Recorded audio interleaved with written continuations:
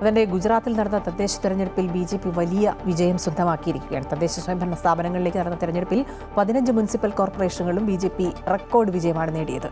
താലൂക്ക് ജില്ലാ പഞ്ചായത്തുകളിലും BJP ആധിപത്യമായിരുന്നു. നഗരസഭകളിലും തദ്ദേശ സ്വയംഭരണ സ്ഥാപനങ്ങളിലേക്കും നടന്ന തെരഞ്ഞെടുപ്പിൽ റെക്കോർഡ് വിജയത്തോടെ ഗുജറാത്തിൽ ആധിപത്യം ഒരിക്കൽ കൂടി ഉറപ്പിക്കുകയാണ് BJP.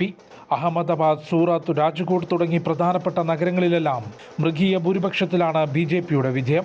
ആകെ 192 സീറ്റുകളുള്ള അഹമ്മദാബാദ് മുനിസിപ്പൽ കോർപ്പറേഷനിൽ 158 സീറ്റുകളും BJP നേടി. രാജ്കോട്ട് കോർപ്പറേഷനിൽ 72-ൽ 65 സീറ്റും പ്രധാനമന്ത്രി നരേന്ദ്രമോദിയുടെ നാടായ വഡോദരയിൽ 76-ൽ 69 സീറ്റുകളും BJP സ്വന്തമാക്കി. കോൺഗ്രസും ആം ആദ്മി പാർട്ടിയും കനത്ത പരാജയമാണ് ഏറ്റുവാങ്ങിയത്. കഴിഞ്ഞ തവണ നേടിയ സീറ്റുകൾ നിലനിർത്താൻ പോലും ആം ആദ്മിക്ക് സാധിച്ചില്ല. സംസ്ഥാനത്തെ 84 മുനിസിപ്പാലിറ്റികളിലും BJPക്ക് വൻ വിജയം ലഭിച്ചു.